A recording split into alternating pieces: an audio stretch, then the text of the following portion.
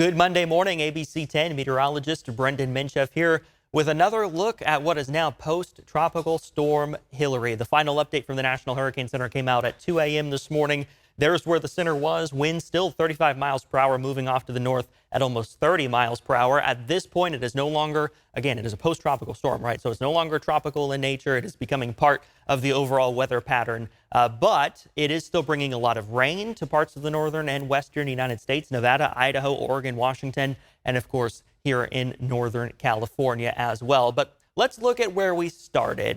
Back on August 16th, we started with Tropical Storm Hilary off the coast of Mexico. Then by August 17th in the morning, it became a Category 1 storm. Over the next 24 hours, rapidly intensified into a Category 4 hurricane, maintained that strength for about another 24 hours, then made landfall on August 20th, just yesterday morning, right around 10 o'clock in Baja California. From there, it moved in towards San Diego. Notice the little jog in its path, though. Instead of following the coast and moving back towards San Diego, it stayed a little further inland, and that did have implications for where the wind and where the rain was primarily felt across Southern California. We'll break that down more in just a second. After traveling through Southern California, kind of swerved back to the west a little bit towards LA and then off to the north where it currently sits in Nevada and is bringing Northern California some rain and not tropical storm winds, but some breezy conditions and very humid conditions as well.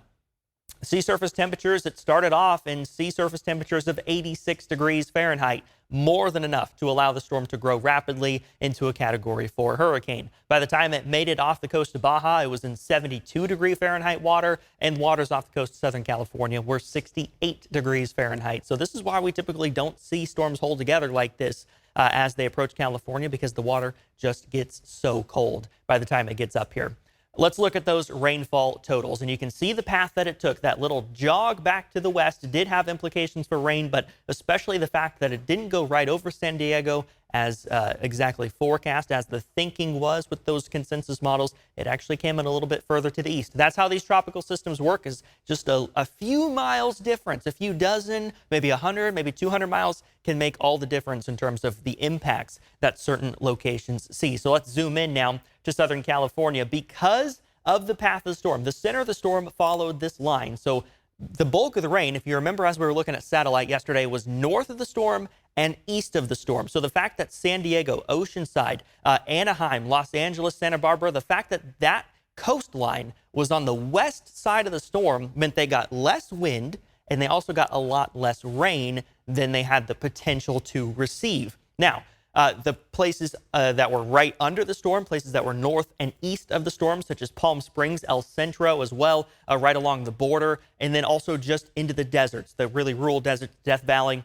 They saw a lot of rain and they saw a lot of wind as well. Palm Springs was particularly hit pretty hard. 4 to 8 inches of rain fell across this swath. Again, you can see based on the path of the center that it took, that was on the north and the east side of the storm. Again, the side with the strongest winds and the heaviest rain as well. We'll work a little further north, and you see, again, continuing through the deserts, 4 to 8 inches of rain. Death Valley saw 1 to 3 inches of rain and some flooding as well. And then even parts of the southern Central Valley saw 1/2 inch to 2 inches of rain. Here in Northern California, we're not going to see nearly that much rain, but that is the path that it took through Southern California. Those are the impacts that we saw in terms of rain amounts and then as wind as well. I saw in the comments yesterday on the update that we did yesterday morning, a lot of people along the coast were like, hey, this doesn't seem as rainy as we were thinking it would be. It doesn't seem as windy as we were thinking. All has to do with that change in path. Technically in the cone, technically possible. It's not like the forecast busted, but it did come in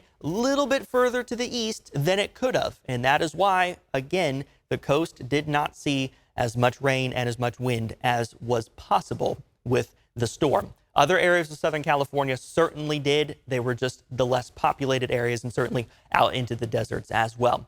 As we look at radar for Monday morning, the center of the storm somewhere up here in Nevada at this point, but it is still wrapping some rain and moisture around. We also have a lingering low pressure off the coast, which is why we're now seeing some more rain on the west side of where the center of the storm was, as opposed to what we saw yesterday when it was in Southern California and it was just its own little weather system there. Let's zoom in now to Northern California, right around Sacramento, our neck of the woods. Haven't seen a radar this colorful in quite some time. We've had some heavier bands of rain at times, And then we've had some lighter. It's been off and on, but we also had some breezy winds. Did create a wind-driven fire just south of Mather along California Highway 16, Jackson Road. Did create a wind-driven fire. We were initially concerned about it, but the good news was we had some rain fall directly overhead, and that really kept the fire from growing as much as it had the potential to, saved potentially loss of property, potentially loss of life as well. Firefighters were quick on the scene, able to contain it with the help of the rain.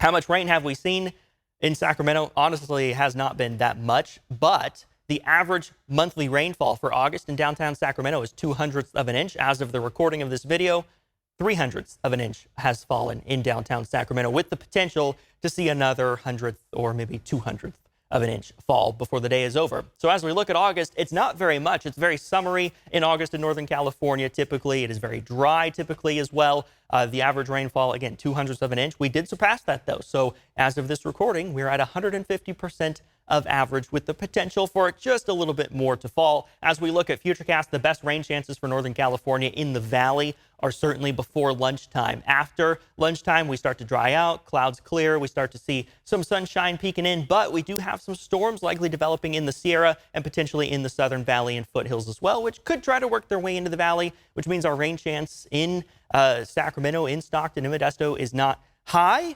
certainly through the afternoon, but it 10 to 20% chance if we do see one of those showers or thunderstorms kind of meander their way down into the valley. So as things stand, how much more rain could we see?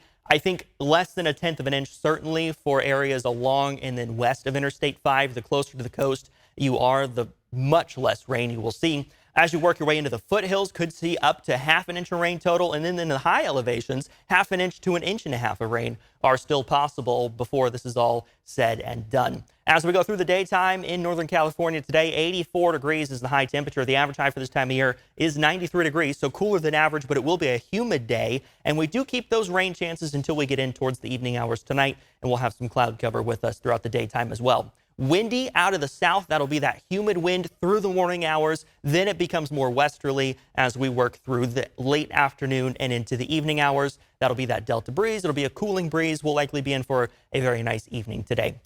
We keep those rain chances for most of the daytime in Northern California, as we talked about, but I do expect to see sunnier skies for the afternoon hours than what we'll see this morning across Northern California. 83 in Jackson today, 87 Elk Grove, 84 in Sacramento, 86 in Marysville, 88 in Stockton, 86 down in Modesto. Over the next 10 days, this is just really a one-day event. We talked about it all weekend, how Monday was going to be our impact day with some lingering showers potentially, especially in the high elevations early Tuesday. But by the time we get to Tuesday afternoon, certainly Wednesday, all day Wednesday, we're back to normal at that point. Temperatures back into the 90s. We're even going into those upper 90s for Thursday. We'll be close to 100 degrees for Thursday. And then we stay very seasonal, very sunny, and of course, back to dry conditions in the valley for the foreseeable future as we continue through August, with temperatures, again, right near average for the time of year, which is 93 degrees right now.